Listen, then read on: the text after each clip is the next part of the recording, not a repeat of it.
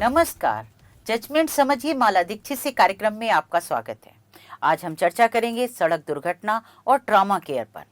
भारत में हर साल लाखों लोग सड़क हादसों में, आग, डूबने और औद्योगिक दुर्घटनाओं में घायल होते हैं और इनमें से हजारों लोग सिर्फ अपनी जान गंवा देते हैं क्योंकि उन्हें समय पर इलाज नहीं मिल पाता। लेकिन अब इस कहानी को बदलने की कोशिश शुरू हो चुकी है। सुप्रीम कोर्ट ने एक ऐतिहासिक फैसला देते हुए कहा है कि ट्रॉमा केयर अब सुविधा नहीं बल्कि हर नागरिक का अधिकार है और इस अधिकार को सुनिश्चित करने के लिए देश के हर राज्य को सख्त निर्देश दिए गए हैं।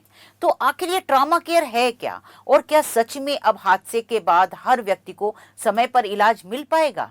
इन्हीं सवालों के जवाब जानने के लिए आज हमारे साथ हैं सेव लाइफ फाउंडेशन के फाउंडर, सड़क सुरक्षा के क्षेत्र में एक बड़ा नाम, पीयूष तिवारी जी।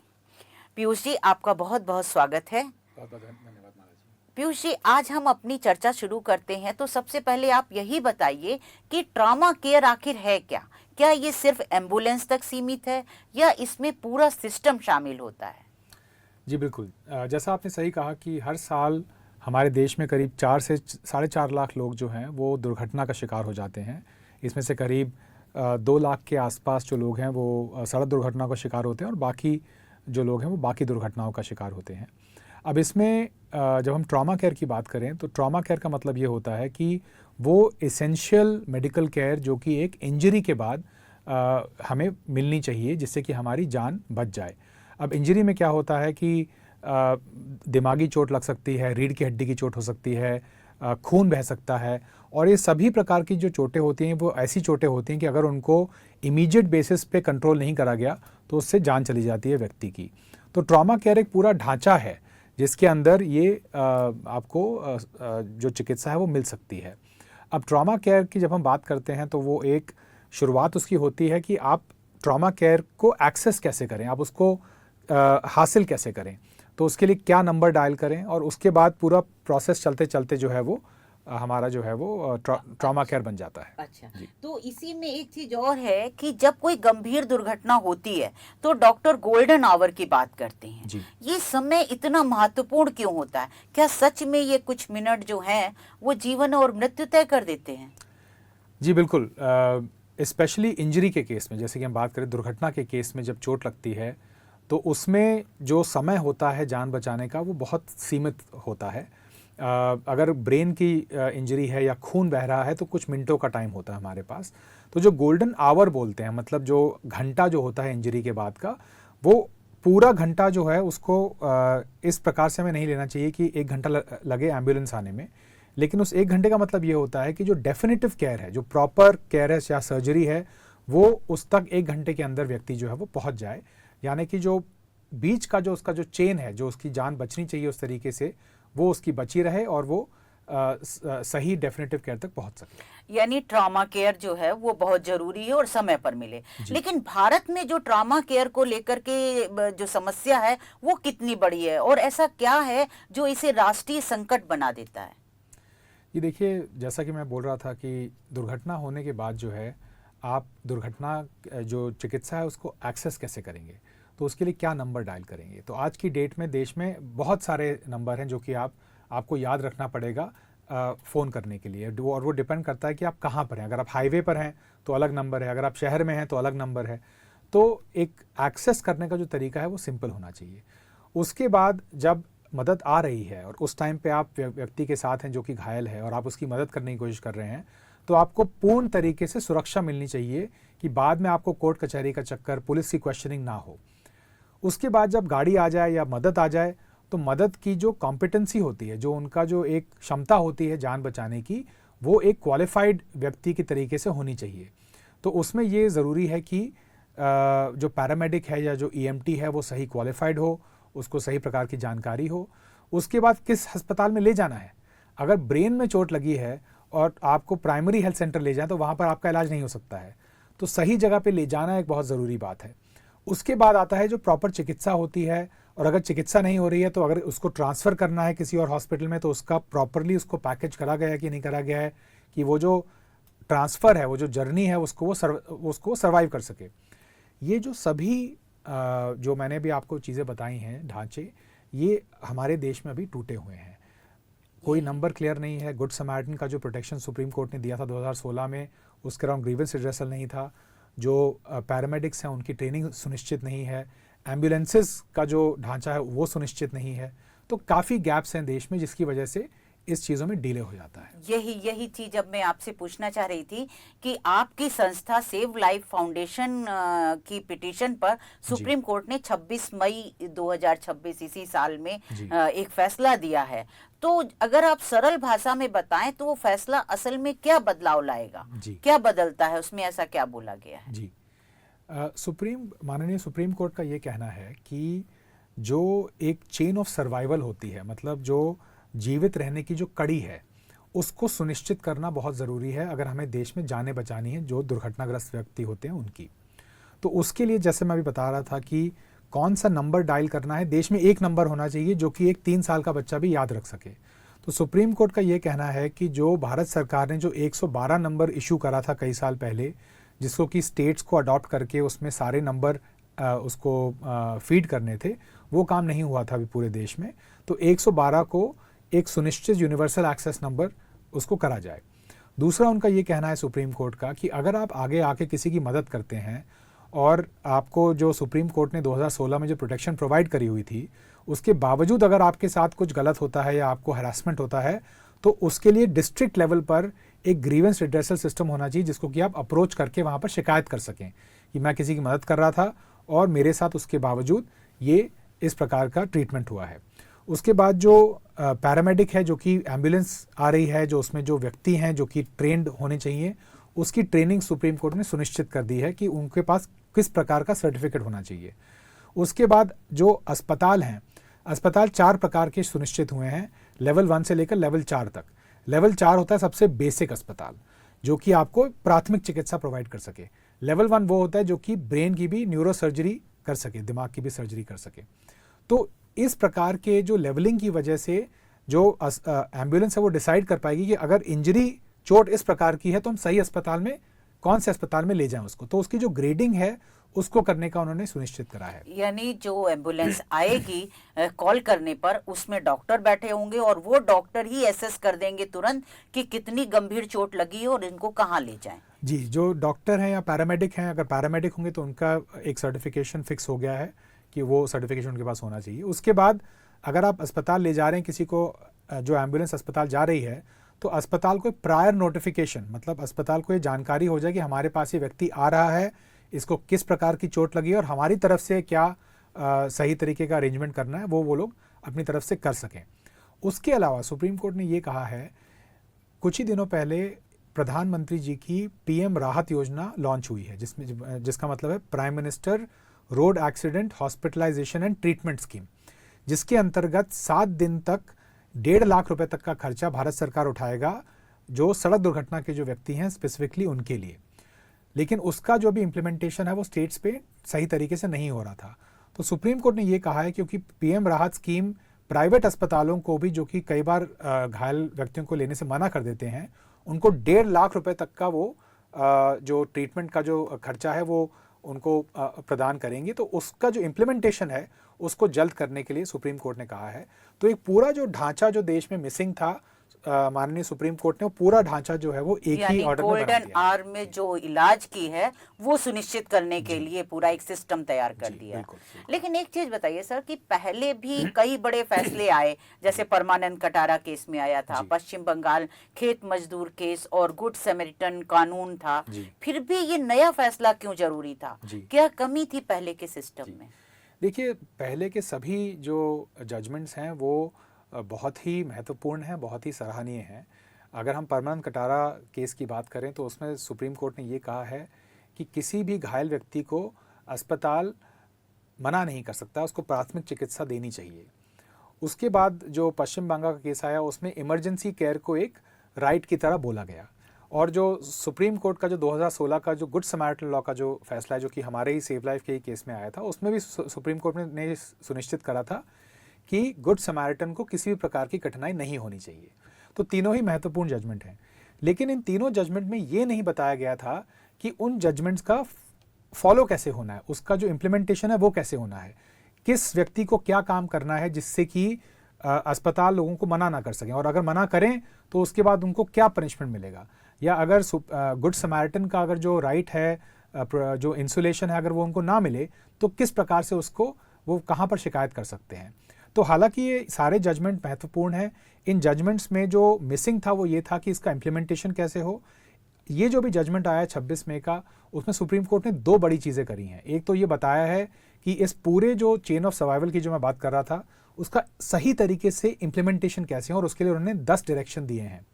दूसरा जो उन्होंने बड़ा काम करा है वो ये है कि इस मामले को अभी तक उन्होंने डिस्पोज ऑफ नहीं करा है। मतलब हर 3 महीने जो माननीय अटॉर्नी जनरल ऑफ इंडिया हैं उनको एक रिपोर्ट फाइल करनी है कोर्ट में कि स्टेट वाइज देश में जितने भी राज्य हैं और यूनियन टेरिटरीज हैं उन्होंने इन 10 डायरेक्शंस का पालन करा है कि नहीं करा है। उसकी हर 3 महीने में रिपोर्ट सुप्रीम कोर्ट को फाइल होगी। सुप्रीम कोर्ट इस केस को मॉनिटर करेगा।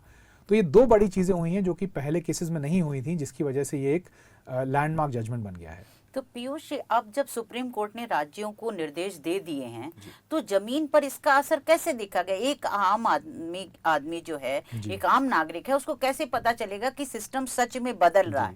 जैसे आपने कहा हर 3 महीने पर रिपोर्ट आएगी सुप्रीम कोर्ट में, अटॉर्नी जनरल देंगे, तो आप क्या इसको वॉच कर रहे हैं कि कैसे ये इम्प्लीमेंट हो रहा है और कैसे आम जनता तक ये बात पूरी तरह पहुंचे कि ये बदलाव हुआ है? जी, एक तो मैं आपका बहुत बहुत धन्यवाद करना चाहूँगा कि आपने इस मुद्दे को उठाया। आपके ही ज़रिए से काफ़ी लोगों को पता लगेगा इसके बारे में, माला जी। लेकिन सुप्रीम कोर्ट के जजमेंट में ये भी कहा गया है कि भारत सरकार को, स्टेट गवर्नमेंट्स को इसकी बड़े स्तर पर इसको लोगों को अवेयर करने के लिए उनको जानकारी देनी है। तो ये भी स्टेट जो प्रचार जो करना है वो बहुत ज़रूरी है। दूसरा जो है कि मेरा ये मानना है कि लोग इसमें अंतर तब देख पाएंगे जब वो 112 नंबर में फ़ोन करेंगे और उस नंबर से उनको पुलिस, फायर डिपार्टमेंट और हेल्थ, ये 3 चीज़ों की मदद इमीडिएटली मिल जाएगी। उनको अलग अलग नंबरों पे फ़ोन नहीं करना पड़ेगा, एक ही नंबर से सिर्फ 112 मिलाएंगे और उनको सारी मदद एक ही साथ मिल जाएगी। तो ये एक सबसे बड़ा तरीका होगा जब लोग जान पाएंगे कि जो बदलाव है वो ज़मीनी स्तर पर हो रहा है।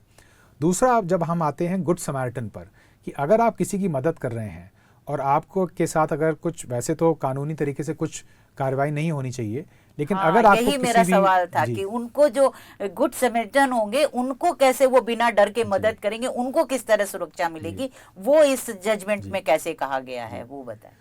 तो उसमें ये होगा कि अब हर जनपद में डीएम के अंडर या कलेक्टर के अंडर एक सिस्टम सेटअप करा गया है जिसमें कि आप ऑनलाइन भी कंप्लेंट फाइल कर सकते हैं और आप वहाँ जाके भी याचिका दायर कर सकते हैं कि आपने किसी की मदद करने की कोशिश की, उसके डिटेल्स ये हैं, और मदद करने के बावजूद आपके साथ जो ट्रीटमेंट हुआ है वो कानूनी जो आपको जो सुविधा मिली है, जो प्रोटेक्शन मिली है, उसके अंतर्गत नहीं हुआ है।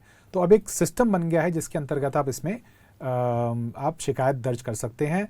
और भारत सरकार की जो राहवीर स्कीम है जिसके अंडर जो लोग मदद करते हैं उनको 25,000 रुपये मिलना है, उसको भी इस सिस्टम के साथ इंटीग्रेट कर दिया गया है कि आप शिकायत तो फाइल कर ही सकते हैं, लेकिन आप ये भी बता सकते हैं कि मैं राहवीर था, मैंने मदद करी, और जो इनाम जो भारत सरकार ने इसमें सुनिश्चित करा है वो अगर आप चाहें तो आपको मिल सकता है। तो उसके लिए उनको कोई सबूत और कोई साक्ष्य तो नहीं जुटाने पड़े, क्योंकि अपने यहाँ सबसे बड़ी चिंता तो ये कि जैसे ही कोई चीज आती है उसकी इतनी कागजी कार्रवाई होती है कि व्यक्ति फ्रस्ट्रेट हो जाता है। तो इसमें अगर जो राहवीर है जिसने मदद की है एक घायल की, उसको क्या करना होगा कि वो न सिर्फ सुरक्षित हो कानून की पचड़ेबाजी से, बल्कि उसको वो जो पुरस्कार सरकार ने तय किया है वो भी मिले? जी देखिए, अस्पतालों को ये बोला गया था 2016 के जजमेंट में माननीय सुप्रीम कोर्ट के, कि अगर जो व्यक्ति किसी घायल व्यक्ति को अस्पताल लेकर आता है उसको अस्पताल एक एक्नॉलेजमेंट नोट इशू करे जिसमें ये लिखा हो कि ये व्यक्ति इन घायल व्यक्ति को लेकर आए हैं और इन्होंने इनकी जान बचाने की कोशिश करी है।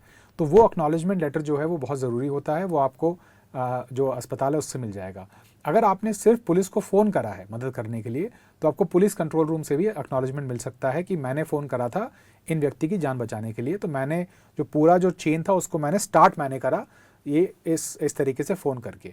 तो उसके कुछ सिस्टम सरकार ने सेटअप करा हुआ है, उसको पुलिस को और अस्पतालों को इम्प्लीमेंट करने के लिए बोला गया है। अच्छा, यानी कि चाहे वो अस्पताल जाए वहां पर भी उसको एक एक्नॉलेजमेंट लेटर जी मिलेगा, और अगर उसने सिर्फ पुलिस को फोन किया है या किसी और डिपार्टमेंट को फोन किया है आपातकाल में, तो वहां से भी जी एक्नॉलेजमेंट लेटर मिलेगा जी उसको, या कोई सबूत जिसको वो सबमिट जी करेगा डीएम कार्यालय में, जी जहां पर कंप्लेन वाला या पुरस्कार पाने जी की व्यवस्था है। जी डीएम कार्यालय में ही होगी आई जी थिंक, डीएम जहां पर। डीएम या कलेक्टर कार्यालय में ये सुनिश्चित हो गया है, और इसका एक ऑनलाइन पोर्टल भी बनाने को बोला गया है, जिसमें कि शिकायतों का जो निवारण है उसके ऊपर रिपोर्ट जो है वो डीएम खुद वहाँ पर अपलोड करेंगे, कि सुप्रीम कोर्ट को ये मालूम चलता रहे कि इस जो इम्प्लीमेंटेशन हो रहा है गुड समैरिटन लॉ का, वो सही तरीके से हो रहा है।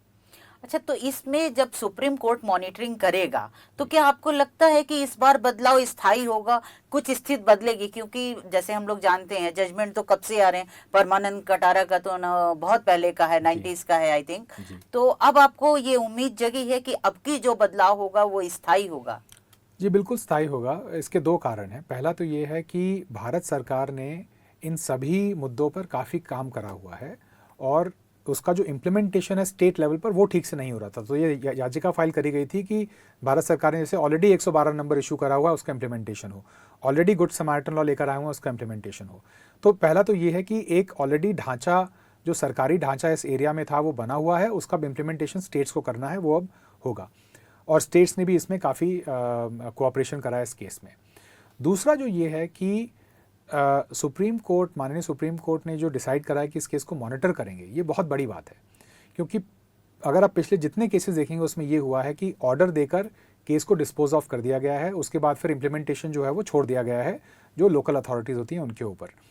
तो इसमें जब मॉनिटरिंग होगी केस की, और हर 3 महीने हर 6 महीने रिपोर्ट्स आएंगी, तो बिल्कुल ही इसमें जो ज़मीनी स्तर पे जो बदलाव आना है वो आएगा इसमें।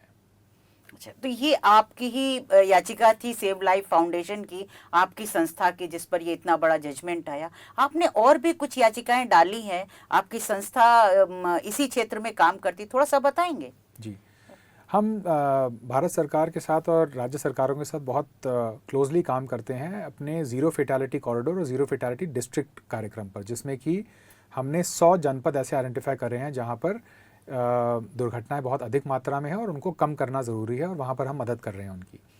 कुछ मुद्दे ऐसे हैं जहां पर एक सिस्टम वाइड चेंज की ज़रूरत होती है। जैसे कि मैं आपको एग्जांपल दूंगा कि कानून में एक सेक्शन था सेंट्रल मोटर व्हीकल रूल्स में, रूल 198(8)(b), जिसमें कि